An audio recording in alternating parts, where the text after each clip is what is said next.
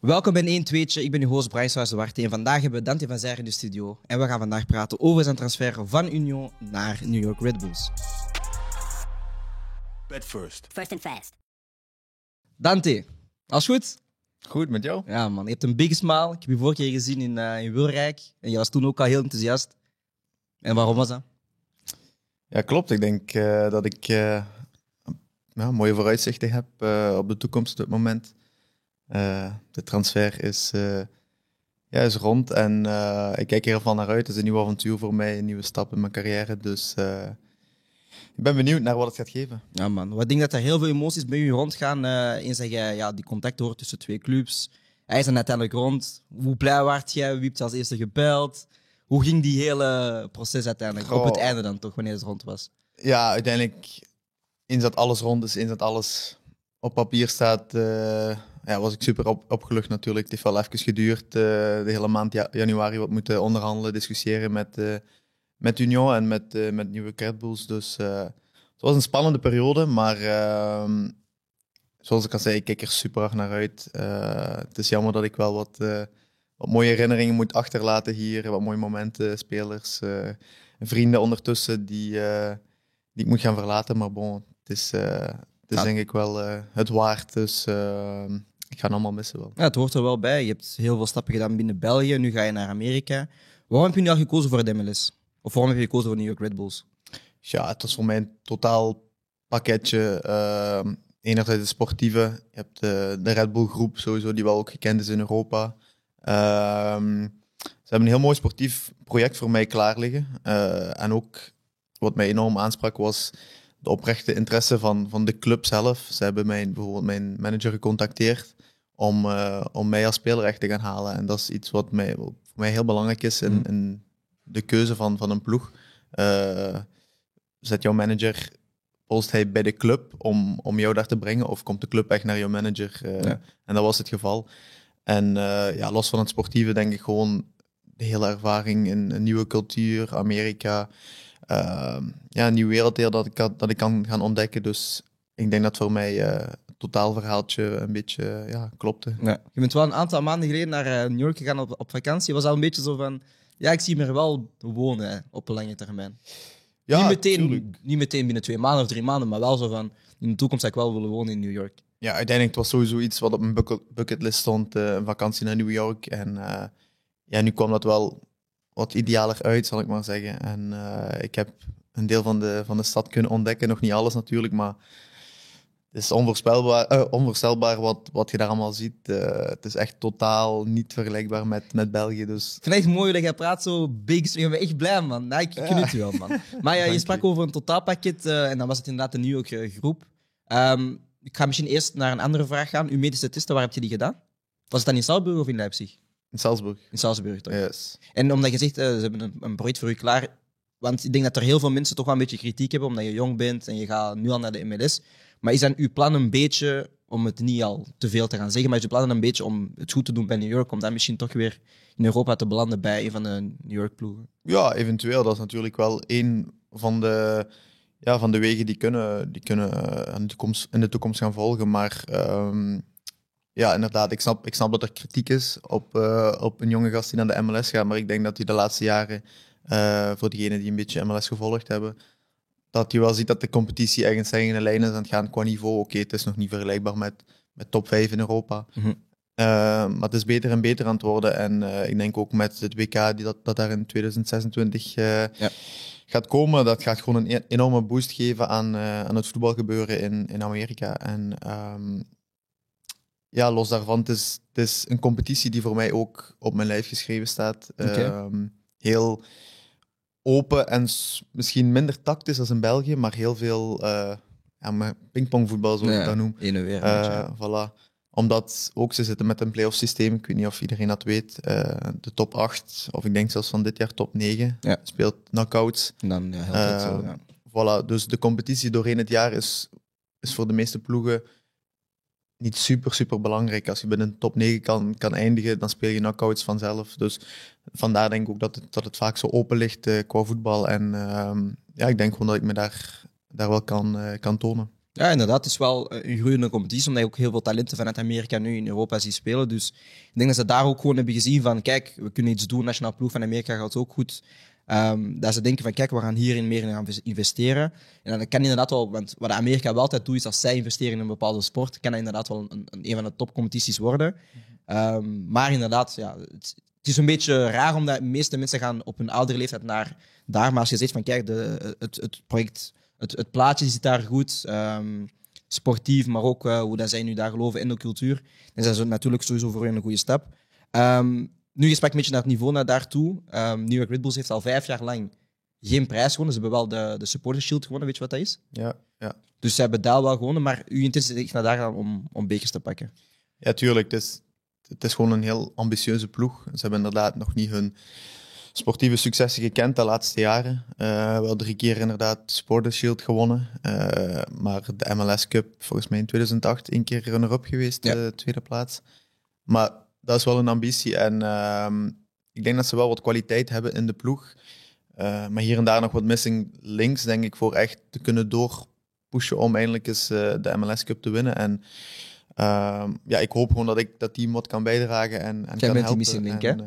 misschien één van de missing link. Ja. Ik denk niet dat ik om een eentje het verschil kan maken, dat sowieso niet. Maar nee, ik ben wel iemand die ook heel ambitieus is en ik ga naar daar om inderdaad kampioen te spelen. En ik zal pas weggaan bij wijze van spreken als ik kampioen ben gespeeld bij hun.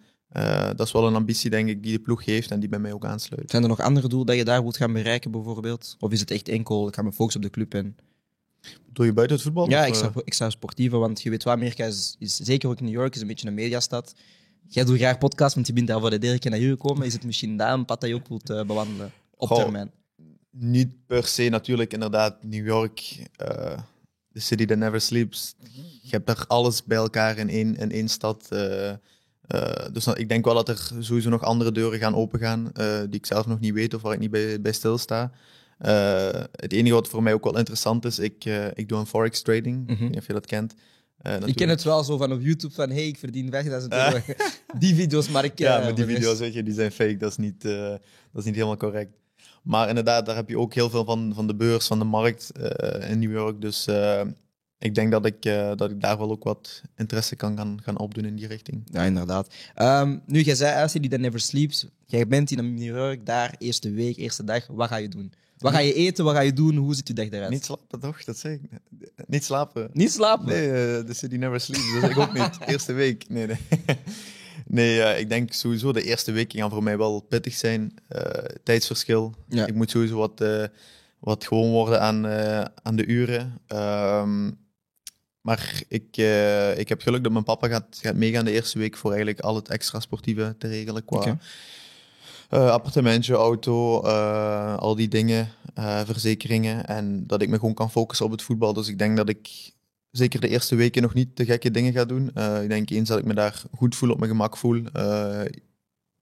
De stad, het leven wat heb leren kennen, dat ik dan misschien wel wat kan gaan experimenteren en dingen gaan doen buiten het voetbal. Maar voor mij de eerste weken gaan gewoon puur focus op de voetbal zijn. Yes. Nu, je sprak voor de episode over de New York Knicks. Ben je een basketbalfan? Want ik raad er niet aan om er niks van te worden, snap je? Als je de keuze hebt, ga dan snel naar Brooklyn, snap je? Zij doen het nog een beetje goed. Nee, ik volg het basketbal niet super fel. Ik ben nu in New York, ben ik daar wel gaan kijken bij de Knicks. En ik moet wel zeggen, dat is een fijne sfeer. Ik kan wel snappen waarom mensen van die sport houden. Ik denk dat ik mezelf daar nog niet echt te veel in verdiept heb om daar iets te kunnen over zeggen. Maar ja, zoals ik al zei, New York zit vol met verrassingen. En ik denk dat ik wel, zowel NFL, basketbal, al die alles. grote sporten daar... Je gaat tijdens de Super Bowl, hè? Wat? Ja, wanneer je in Amerika bent, is het Super Bowl. Binnen een aantal weken. Dus weet je, zo van die dingen, ik ga dat wel meer kunnen volgen en misschien wel fan kunnen worden. Dus als je binnen een paar jaar terugkomt, dan kun je nu gewoon inhuren als specialist van NFL en NBA. Wie weet, man. Maar gaat wel prijzig zijn. Nu, oké, je verlaat Union. Misschien eventjes daarover babbelen. Het is wel tijdens het seizoen. Had jij niet liever gehad dat je dan op het einde van het seizoen was vertrokken bij Union om toch het seizoen mooi te kunnen afsluiten? Of zit je van, ja, de timing is een beetje juist met alles wat je hebt meegemaakt bij Union? Ja, het zijn een beetje twee uiteindes.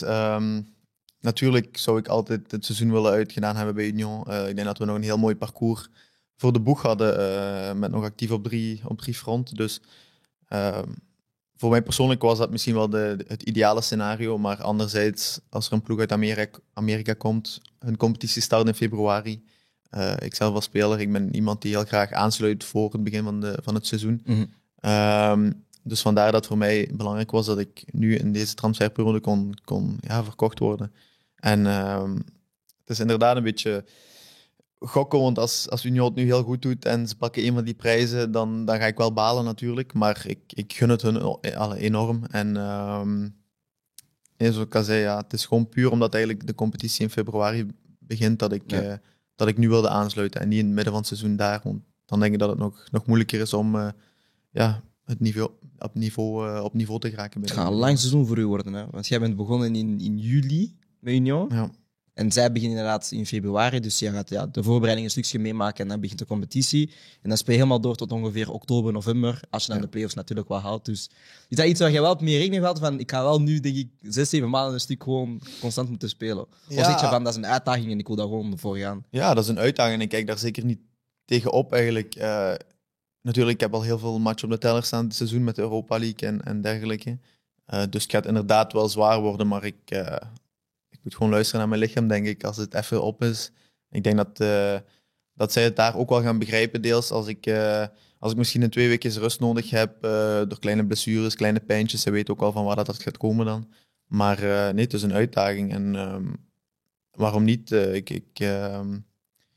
Het gaat weer voor mij een grens zijn die verlegd wordt als ik het seizoen daar kan uitdoen zonder al te veel problemen. En zoals ik al zei, ik kijk er naar uit. Ik denk dat mijn enthousiasme mij ook gaat helpen in dat parcours. Dat is bij u geen probleem. Maar je voelt je wel mentaal en fysiek fit om gewoon naar daar te gaan en direct te knallen. Ja, sowieso. Ik denk, weet je, ook de periode Union is voor mij nooit zwaar geweest. Zowel niet mentaal als fysiek, omdat je amuseert de resultaten zitten mee, alles is positief.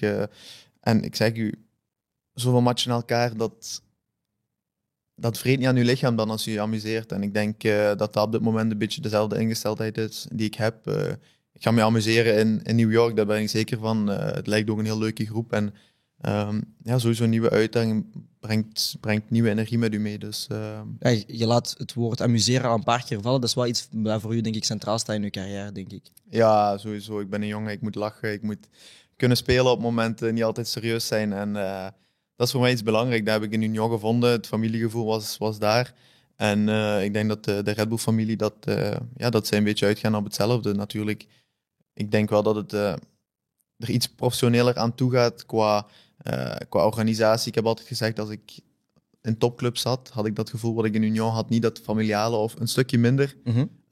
Ik denk dat daar misschien ook een beetje minder is. Want ja, Union is gewoon, denk ik, een once-in-a-lifetime experience. Dat had alles in zich, het familiegevoel en de resultaten. Maar ik heb de groep al een beetje kunnen volgen van op een afstandje in New York. En ik denk wel dat het ook een groep is waar ik me kan in amuseren. Ja, ik ben nu aan het kijken nu. Het is een heel jonge selectie wel. Mannen rond de 20 jaar vooral. Ik denk de oudste speler is daar 32, de tweede keeper. Maar ik denk wel dat je er redelijk goed in de groep gaat kunnen passen. Maar je sprak nu over een Union. Hoe dat je nu spreekt over Union, heb ik het gevoel van je wilt ooit wel eens misschien teruggaan. Als het mogelijk is natuurlijk. Het ligt niet volledig in hun handen, maar als het kan, zou je wel misschien ooit willen terugkeren bij Union. Tuurlijk, ik heb ook geen... ik heb de beste periode in mijn carrière meegemaakt in Union, dus ik zou niet weten waarom ik nooit zou willen terugkomen naar Union. Nee, uiteindelijk... je weet ook, in het voetbal is dat moeilijk te voorspellen wat die carrière gaat brengen, maar als ik op een gegeven moment een stap zie richting Union dat mij weer kan helpen, dan zou ik zeker niet twijfelen, denk ik. Maar ik hoop en ik denk dat Union binnen x aantal jaren misschien wel een gevestigde subtop club is. Subtop? Niet top? Ja, ik weet niet, qua budgetten en dergelijke, daar heb je natuurlijk wel een paar jaar voor nodig voor dat allemaal. Okay. Ze zullen nooit kunnen evenaren op dit moment wat Brugge en dergelijke. Maar ik denk inderdaad zo play-off 1 ambitie hebben ieder jaar opnieuw. Waarom niet? Dat zie ik nu wel hebben binnen x aantal jaar. Ja, ik wil een beetje even teruggaan. Dus de interesse was er van de club. Ze spreken met je manager. De deal is rond. Nu, hoe gingen die gesprekken met je familie een beetje? Want ik merk wel, meestal op je social media, zeker met je zus, ben je daar heel close mee? Hoe was dan de gesprekken met familie? Was het een beetje van nee, Dante wilde dat je blijft in België of in Europa? Of zeggen zij van nee, kijk, ga er gewoon voor en doe je ding? Ja, eerder het tweede. Iedereen gunt het me. Ze weten ook allemaal van waar ik kom. Ik heb wel heel veel tegenslagen gehad met blessures en dergelijke. En uiteindelijk was het een juist moment. Ik sta er alleen voor in het leven op dit moment. Ik heb geen vriendin of dergelijke. Dus... ready to mingle, zei hij zoiets. Wat? Ik weet niet, man. Dus nee, weet je, ik heb geen verantwoordelijkheid dat ik moet of geen verantwoordelijkheden die ik moet meenemen. Ik ben daar alleen. Ik kan de wereld gaan ontdekken. Nieuwe avonturen. Die is uiteindelijk, waar ik later kan over terugspreken. En, dus iedereen is heel enthousiast over dat ik dit zeker moet doen. Dat het een ervaring is die je in het leven meepakt. Maar natuurlijk, ja, zoals ik denk de mama, het zusje, de bomma en zo, die gaan het wel even moeilijk hebben, denk ik. Eens dat het echt daar is, eens dat ik echt vertrek. Maar ik ben er zeker van dat ze wel heel fier zijn en mij het enorm gunnen. Ik denk dat ook wel, inderdaad. Je sprak over familie. Wat is dan het meest dat je gaat missen in België, gewoon in het algemeen? Het meest dat ik cultuur missen? En dan... Ja, ik denk... voor mij een struikelblok misschien gaat zijn dat ik familie, vrienden en zo, dat ik die misschien voor een langere tijd niet ga zien. Maar anderzijds ben ik ook wel iemand die super makkelijk alleen kan zijn. Het is niet dat ik altijd mensen rondom me moet hebben. En ja, je leert ook weer nieuwe mensen kennen, dus dat gaat zijn eigen wel uitwijzen. Maar ik weet niet, man. Ik denk misschien... iets van eten of zo? Ja, ik was aan het denken zo qua eten. Ze hebben daar Mackie Toket. Ja, ik heb gehoord als je naar de winkel gaat daar en je koopt een avocado, kost je €8. Maar je gaat Mackie, heb je een minuutje voor €2. Ja, bro. Voor $2. Blijf van die Mackies weg, man. Nee, blijf van die Mackies weg, ik ga bijna het buikje van jou hebben. Wauw, shots. Oké. Ik ben sneller dan Dante van Zijr. Wat? Nee. Wanneer je terugkomt, gaan we een race doen, hè? Ja, sowieso. 100 meter sprint. Sowieso. Nu er staat nog niks op papier. Nee, maar we kunnen het... Op dit moment ben je nog altijd even snel of eigenlijk trager als mij. Toket, wanneer ik terug ben, wanneer mijn knie terug is, Dante. We gaan die race gooien. En daarna gaan we Vincent erbij gooien. Vincent is ook iemand die super competitief is. Maar ik heb het gevoel dat ik... Nee, met geen respect, ik pak je op 100 meter. Geen respect. Maar Kijk, dus...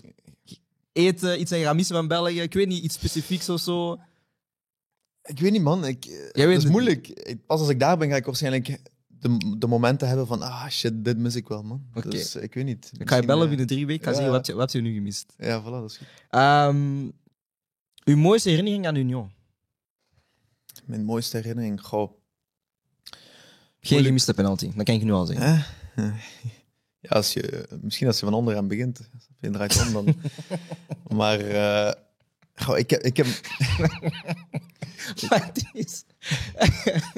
Jij lacht er altijd mee. Ja, ik ga daar nu niet meer om wenen, snap je? Dat is fucked up geweest, maar bon, ik lach er dan nog eens liever goed mee dan... nee, dat is waar, man. Dat stuurt u wel, man. Want we hebben Sivo langs ook gehad en hij zei ook zo van... Ja, lach ermee, maar snap je, dat hoort er een beetje bij. Je mist soms en je scoort soms. Toen, dat heeft me heel veel pijn gedaan, sowieso. Ja. En dan pak ik mee naar de toekomst, maar... Je hebt nog steeds je Panenka gegooid, hè? Nee, man. Ja. Dus in New York wel. Nee? Maar nee, dus je mooiste herinnering bij Union? Ja, ik heb er veel aan. Ik denk als ik van begin naar het einde toe kijk, het kampioenschap in 1B, speler van het jaar in 1B, dat waren voor mij op dat jaar een beetje de hoogtepunten. Dan het jaar daarna gewoon, kampioen zijn van de reguliere competitie. Oké, jammer genoeg tweede worden in play-offs, maar de oproeping van de nationale ploeg is ook mede door Union, in mijn ogen. En ik denk gewoon dat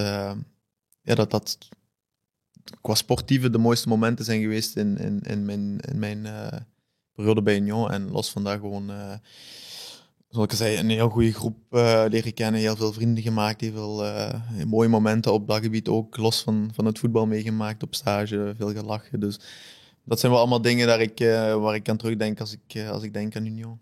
Ik denk, op mijn persoonlijk moment, en dat is heel raar, want ik ben Unie, maar ja, voor mij blijft altijd dat moment bij, laatste wedstrijd van het seizoen vorig jaar in de play-offs speelde tegen Antwerpen.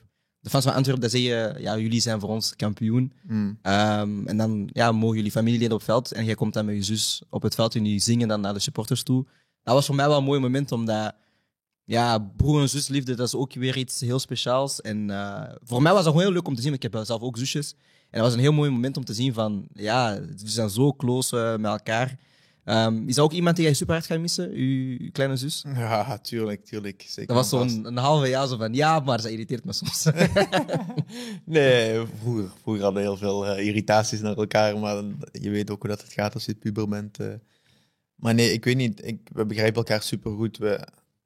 Zij zit ook in de voetbalwereld en eigenlijk, ik merk dat zij periodes meemaakt die ik misschien toen ik jonger was ook meemaakte, met moeilijkheden, mooie momenten, keuzes. Dus ik kan haar heel goed begrijpen en ik probeer haar zo goed mogelijk te steunen daardoor. En natuurlijk af en toe, voor mij is mijn succes ook haar succes. Dus momenten zoals dan na de match, ik hou ervan als zij die kan meebeleven met mij. Transferregelen naar Amerika voor je zus? Ja, dat is nog moeilijk. Maar pas op, ik denk het vrouwenvoetbal in Amerika is wel... is daar inderdaad wel goed. Is wel best goed. En wie weet in de toekomst, hè, als zij daar ambitie voor heeft, waarom niet? Maar nu is het nog studies en nu denk ik op dit moment dat België voor haar wel ideaal is om de volgende stap eerst te zetten. Oké. Is er een bepaalde wedstrijd dat je in België gaat missen misschien? Een bepaalde rivaliteit? Een Union Anderlecht misschien bijvoorbeeld? Ja, Of is het toch een andere wedstrijd dat voor u misschien meer speelt tegen Genk? Want je bent ex-Genk. ook inderdaad. Ik denk dat we heel veel matchen hebben gehad die voor mij Genk blijft speciaal, omdat dat voor mij persoonlijk is, denk ik. En op clubgebied is Union Anderlecht denk ik altijd een topper geweest. En zeker nu de laatste jaren dat wij terug in 1A zitten. Omdat je alles winnen, zeker tegen. En ja, bon. Maar, en ik denk gewoon, ja, voor mij Union, Club Brugge is ook gewoon, ik denk, of misschien eerder Club Brugge Union, als je daar op Club Brugge moet gaan spelen, is altijd wel een leuke match, want daar doe je het voor, maar ja, zeer pittig. En ja, mijn teamgenoten van Union moeten nog naar Club Brugge, dus ik ga die match wel... Die match wel checken. Ga die wel checken, zeker en vast. Ja, nu, uw favoriete doelpunt voor Union dat je hebt gemaakt? Dat je weet van, deze doelpunt was echt voor mij een van mijn mooiste momenten bij Union als doelpuntenmaker. Niet dat je veel scoort, want het is bien, maar... Nee, weet je. Mijn mooiste doelpunt. Die tegen Serem, man. Ja? Dat ik daar de bal van de keeper afpak. Nee. Waarom niet altijd een clown? Ik moet echt gaan nadenken, man. Heb je geen favoriet doelpunt? Ik maak geen mooie goals. Ja, alleen binnen die Ik ben zakelijk op dat gebied, maar een speciale goal dat ik me herinner is bijvoorbeeld nog een 1B die na 7 seconden, waar ik zogezegd het record zet van Waarom zie je zo gezegd? Ja, ik weet niet. Er was wel eens wat... ik weet niet precies of het nu effectief het record was of niet. Dus, ik weet het ook niet. We moeten checken naar de uitzending. Allemaal zeggen dat jij het record hebt. Ja, voilà. Dat is wel ene die me direct te binnen valt. Maar ik weet niet, heb jij iets in gedachten? Kijk, zijn bro, ik heb niet zoveel gecheckt hoor. Pas vorig jaar, maar ik weet wel, een wedstrijd waar je, denk ik, waar je 2 keer hebt gescoord, dat je bal krijgt van op de voorzet en je kapt, denk ik, 2 keer. Dus je krijgt hem van op links. Je kapt naar binnen en dan weer naar buiten. En dan heb je die, denk ik, overigens afgewerkt. Omdat, hoe dat ik u zie, ik zie u zo meer spitsenprofiel als Charito, die bij LA Galaxy speelt. Mm-hmm. Ik zie u meer als zo'n profiel. Ruimtes opzoeken, echt meer een poacher. Dus ja, binnen tickers meestal. Maar niet dat dat iets slecht is, want dat is ook een kwaliteit dat je moet hebben. Maar dat is wel een doelpunt dat voor mij altijd wel een beetje bijblijft, omdat ik je echt gewoon ken als iemand die gewoon juist staat en je staat gekend om je looplijnen. Maar dat was voor mij een doelpunt van, hij heeft wel een beetje flair in zijn broekzak zitten. Ik herinner me nog 1 goaltje nu eigenlijk. Maar dat is ook wel 1B. Ik denk, 1A heb ik niet echt spectaculaire goals gemaakt. Maar een 1B volgens mij tegen Club Next, dat Anthony Maurice de bal uittrapt in 1 keer, na een corner of zo. Oké. Ik die meeneem en kan afwerken. En dat hij eigenlijk de assist had en zo. Ook wel iets speciaals als de keeper eigenlijk zo'n assist. Ik zie dat volgens mij bij Ederson, Ederson een paar keer. en zo. Dat is ook eentje dat ik dat me gaat bijblijven. Maar ja, ik zeg je, van buiten de 16 ga je hem niet snel zien schieten. Hoor. Nu, je gaat naar New York. Wat is denk ik... je speelt een heel seizoen. Wat zou voor u zeggen van dit is een geslaagd seizoen voor mij? Is het dan ergens eindigen in de play-offs? Is het 10 doelpunten scoren, 15 doelpunten scoren? Wat is voor u een geslaagd seizoen bij New York Red Bulls volgend jaar? Ja, ik mik sowieso... ik heb hier ook in België altijd gezegd van 15 goals voor een spits in een seizoen is decent. Dus dat is iets wat ik altijd op ga mikken. Puur persoonlijk dan. En als team gegeven dan? Ja, als team gegeven denk ik... Een normale, gezonde ambitie moet sowieso play-offs halen zijn. Maar ik denk als je top 8... dat moet voor mij eigenlijk persoonlijk basis zijn, denk ik. Met de ploeg die we hebben. En voor mij een geslaagd seizoen. Als ik realistisch ben, zal ik zeggen, ja... Een knockout bijvoorbeeld halve finale spelen, kwartfinale, zo. Maar persoonlijk voor mij eigenlijk een geslaagd seizoen is gewoon als we in die finale staan en die beker kunnen pakken. Ja, dan, dus dat is wel... Dat is voor mij echt de ambitie om met naar daar te gaan. En ik zie dat eigenlijk ook mogelijk, dus voor mij is dat niks absurd wat ik zou zeggen. Je sprak nu eerder in deze interview over jetlag. Zijn er nog misschien andere dingen dat je sportief misschien zou moeilijk kunnen maken wanneer je naar daar zou kunnen gaan? Bijvoorbeeld het lange reizen tussen staat van staat, want dat is wel, denk ik, een probleempje. Zeker omdat jullie helemaal rechts liggen van Amerika. Stel voor om te dan helemaal naar LA spelen. Dat is een heel grote afstand dat je moet overbruggen. Dat gaat iets totaal nieuws zijn voor mij, hè, met het vliegtuig telkens naar matchen gaan. Maar ook weer een nieuwe uitdaging waar ik naar uitkijk. En het zou kunnen dat dat misschien wel problemen geeft, maar op dat gebied, ik ben niet moeilijk. Leg me in het vliegtuig. Je slaapt gewoon direct gauw. 5 minuutjes later ben ik aan het slapen tot we daar zijn. Dus nee, ik weet niet of dat echt een probleem gaat geven voor mij. Misschien familie, vrienden die er niet altijd kunnen bij zijn. Ik bedoel, mijn ouders, ofwel iemand zat altijd in het stadion, altijd de match te kijken. Dus je hebt wel altijd een bepaalde connectie met... Ja, als je wilt, je kan elke week komen. Dat is geen probleem.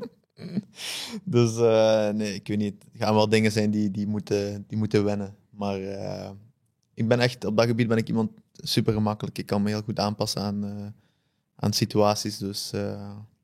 En is dat wel gekend voor dat er heel veel legendes van Europa naar daar tegen komt te gaan spelen? Zijn er bepaalde spelers in Amerika waarvan je denkt van ja, tegen hem zou ik wel eens graag willen spelen of een shirtje wisselen?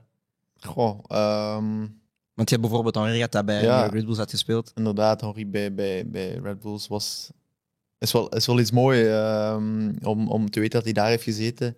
Maar natuurlijk, tegenwoordig heb je wel wat spelers die in Amerika zitten of zaten, zoals Bale bijvoorbeeld, was ook wel speciaal.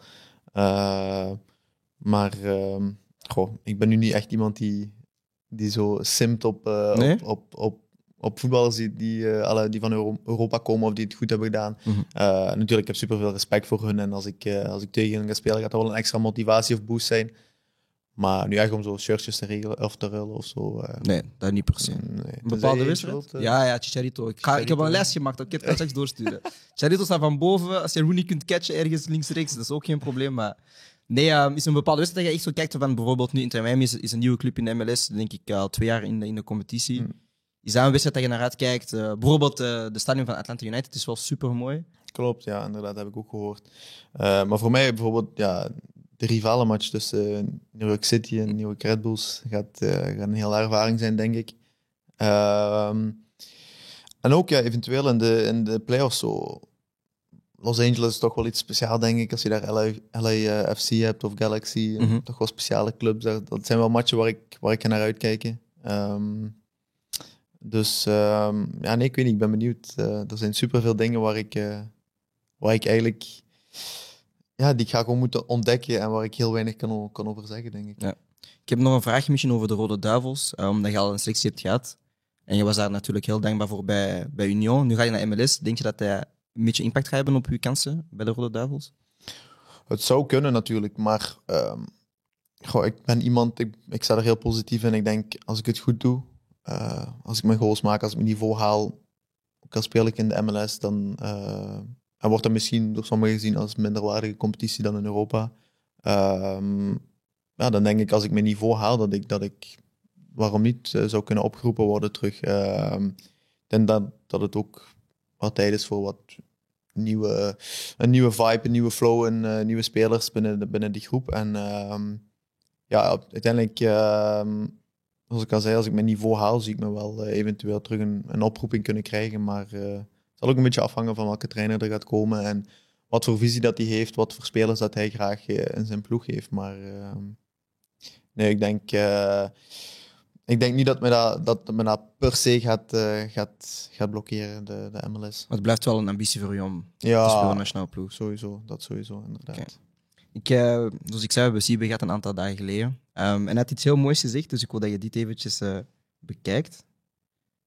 Omdat ik deel wel denk, wat hij zei was wel heel mooi. Omdat je zei, kijk, ik ga spelers missen, ik ga de ploeg missen, ik ga mijn familie missen. Maar Siebe had iets heel moois gezegd, man. Dus ik ga het even gewoon aan u doorgeven. Siebe.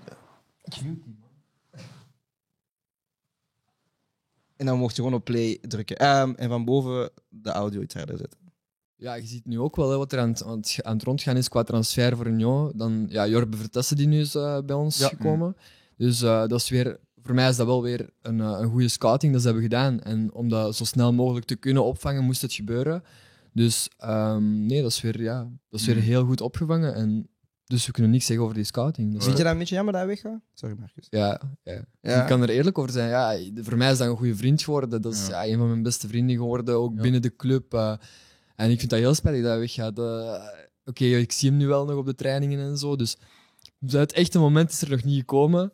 Maar ik denk dat we wel met een paar jongens zijn die het even moeilijk gaan hebben. Dat hij toch wel vertrekt naar daar. Want hij is een clown. En toen ik u hier zag, dacht ik zo van... Ik snap waarom dat jullie bevriend zijn. Ja, er zijn twee clowns, man. Nee, maar dat is ook zo. Broer, Choco Brothers, man. Ja, dat is echt zo. Op training ook echt zo slagje met dingen dat we denken van... waar zijn we mee bezig? Ja. Hebben jullie jeugd samen gedaan? Alleen met België? Nee, zelfs niet. We hebben nooit jeugd nooit samen gedaan? Nee, wel tegen elkaar gespeeld in de jeugd. Ja. Maar ik heb hem echt leren kennen bij Union zelf. Dus nationale ploeg nooit? Nee, nationale ploeg heb ik nooit samen met hem gespeeld. Oh. Nee. Even snel tussen ons. Jullie hebben tegen elkaar speelde jeugd. Ja. Wie was het beter tegenover elkaar? Direct Moet wel eerlijk We gaan zeggen. niet liegen nu. Dante was wel een talent. Hij Hij was altijd wel een talent bij Genk en zo. Dus als je tegen hun moest spelen, dan ging het er ook wel over. Van, vandaag is tegen Dante. Tegen Dante. Ja, tegen Dante. Hij was Tegen die Van guy. Zijr. Hij was die jongen, die snelle spits. Meestal aan de flank ook nog toen. Dus dat was wel de jongen waarvoor we moesten opletten. Maar ik moet wel zeggen, hij heeft niet vaak gescoord tegen ons. You did your job. Daarom. dat was het. Dat is mooi, man. Nee, is mooi. Ik ga zo'n jongens ook missen natuurlijk. Dat zijn, zoals ik al zei, dat zijn vrienden ook die je maakt binnen het voetbal. En dat gaat opnieuw ook moeten worden opgebouwd, waarschijnlijk daar. Maar uiteindelijk, ik denk wel dat ik hem nog wel ga zien en zo. Ook, ze zullen eens afkomen naar Amerika. Of ik terug in België, dus dan zullen we elkaar zeker even checken. Maar even terzijde ook. Het is wel een mooi boy, hè, Siebe. Ja.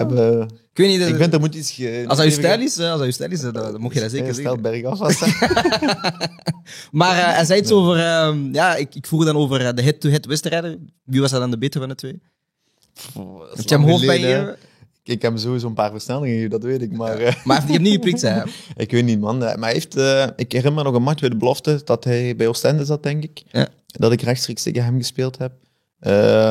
Op latere leeftijd, maar dan ook bij de jeugd. Ja, dat is al lang geleden bij Anderlecht. Maar hij is een jaartje jonger als mij. Hè? Dus... Ja, hij is van 98. Jij bent van 97, hè? Nee, ik ben van 98. Hij is ook van 98? 98? Of hij is ouder nu? Ik dacht dat hij van 99 was. Zelf. Broer, dat is... Nee, hij is niet even wat als mij. Nee, hij is ouder. Hij is 1 jaar ouder. Ja? Ja, ik denk het wel, man. Bon, maar eigenlijk, jij moet dat weten. Je hebt met hem 2,5 gezeten. Ja, maar ik dacht altijd dat hij een jaartje jonger was. Broer. Ze zijn zo buddy close. We willen gaan samen dingen doen, maar je weet niet wat het is. Maar dat kan toch niet? Nee, dat kan toch niet. Simbe, ik zal hem niet claimen als vriend, hè. Ik zal hem niet claimen als vriend. Hoe kun je de leeftijd vergeten van je vriend? Maar hij moet altijd in de midden bij Rondo's, omdat hij de jongste is. Ja, maar dat kan zijn dat jullie van hetzelfde jaar zijn. Dat dan kan, gewoon. Maar... kan wel. Want jij bent ook 24? Klopt. Dus jij bent bijna 25 in april. Ja, dat is ook. Wat ga je doen voor een verjaardag in Amerika? Déjà, kijk, wacht, Dante, kijk naar mij. Want je hebt me normaal ticketten beloofd van Manchester en je gaat weg, dat heeft mijn hartpijn gegeven. Maar wie zegt dat Manchester? Je moest je afwachten. Manchester gaat winnen tegen Barça, maar Toket, ik heb een nieuwe deal met Siebe, alles is geregeld. Maar, je hebt mij ticketten beloofd, nu dat gaat niet door, dus ik heb een nieuwe lijst gemaakt. Je gaat mijn shirt fixen van Sterito. Niet, je gaat mijn shirt fixen van Sterito. Je gaat mij iets fixen met Rooney, snap je? Ik ben Big United fan. En dan voor de verjaardag ben ik uitgenodigd, man. En ik wil in de grote stoel zitten. Een grote stoel? Ja, een grote stoel, bro. rode stoel. En als Lakers speelt, ik wil Westbrook zien. Je gaat allemaal regelen. Er zijn 4 voorwaarden. Oh ja, oké. Wat staat er tegenover? Mijn vriendschap. Nee, maar... Nee, regel wel iets, sowieso. Regel wel iets. Sowieso, bro. Maar nee, het is wel, denk ik... ook gewoon toen ik je zag, de eerste keer toen je dat tegen mij vertelde, zo een beetje sneaky, zag ik wel van, je bent echt wel super enthousiast met die move. En ik ben wel blij voor u. Ik ben heel blij voor u, omdat jij super gelukkig was, man. En dat maakt mij ook gelukkig, man. Dus ik wens je het allerbeste in Amerika. Dankjewel, man. Ja, blijf gewoon gefocust, maar dat weet je wel. Ik denk dat je omkadering ook wel goed is, dus die zullen je wel daarop ook op wijzen. En ik hoop dat je aan die 15 doelpunten komt, want ik weet niet wat je goal record is in België, maar het is wel haalbaar, denk ik. Hè. Plus ze spelen 18.000 wedstrijden. Als jij niet 15 prikt, broer... Ja, broer. Het is 24 ploegen per conference of zo. Nee, misschien moet ik beter doen dan ik bij Union heb gedaan. Ik heb nu al 90 of 91 matchen denk ik, bij Union. En 48 goals, dus dat is mooi gemiddeld. Net niet 100, denk ik. Hè? Want Sieb heeft net zijn 100 gespeeld. Nee. En dan is misschien niet jammer dat je die mijlpaal net niet hebt gehad? Ja, dat is wel jammer, maar oké, ja. Het zijn natuurlijk niet de belangrijkste dingen die... Wacht. Je hebt in 91 48 goals? Ja, man. Ah, nee, ik moet respect op je naam gooien, man. Nee, sorry, man. 28 of 21 assists ook nog. Nee, je respecteert ze. Je bent niet snel naar mij, maar ik respecteer je doelpunten. Ja, nee, ik respecteer het, man. Dat is een goeie... Oké, is wel met 1B toen. Maar dat maakt niet uit, bro. Snap je, broer? Dat is gewoon profvoetbal. Maar nee, dat is mooi gemiddeld, dus ik streef wel naar die cijfers ook daar in Amerika. Oké. Je eerste doelpunt als je scoort, camera's, je doet je rechterhand een L en linkshand een V. Long-term vision. Dante komt ook nu tekenen bij Long-term vision management, Douglas. Hij is mijn eerste speler dat ik heb getekend. Waarom doe je... Wat was dit net? Ik deed niks, man. Ik dacht, we hadden een moment, man. Ik dacht, we waren matties en zo, bro. Ja, we kunnen wel... Ja? We gaan praten na de aflevering. Ja, dat is oké, bro. Nee, Dante, misschien nog één vraag, laatste vraag. Is er iets dat je wilt zeggen tegen de fans van Union? Tegen de fans? Ja. Ja, gewoon dat ze super bedankt zijn voor mij te steunen de afgelopen jaren. Ik heb al gezegd tijdens de aflevering dat mijn mooiste momenten in mijn carrière waren. En ik denk dat ik ook de beste fans gewoon in België heb leren kennen. Voor mij persoonlijk. En ik zal het nooit vergeten, maar ik zal ook wel snel terugkeren naar Union. Om matchen mee te pikken en samen met hun te supporten voor de ploeg. Allee, Union. Wow. Nog één keer zingen, laatste keer. Jij zei je niet meer zingen, de laatste keer. Ik zing met jou mee. Ik zing met jou mee. Laatste keer. Oké, 3, 2, 1. Ma vie, ma belle. Bro, ik ken de rest niet, maar nu moet je me redden, man. Bruxelles, ma ville, je t'aime, je porte ton emblème, tes couleurs dans mon cœur. Et quand vient le week-end, au parc du Den, je chante pour ton club. Allez, Union. Oké, man. Dante van Zijr, ik wil u bedanken. Dit was een 1-2'tje. Ik ben uw host Bruinshuis de Warte. En we gaan Dante van Zijr op de tv moeten zien in de MLS. En je gaat prikken. En wanneer je prikt, Long-Term Vision Gang. Komt goed, bro. Thank you. Thanks, man. Geen probleem. Bet first. First and fast.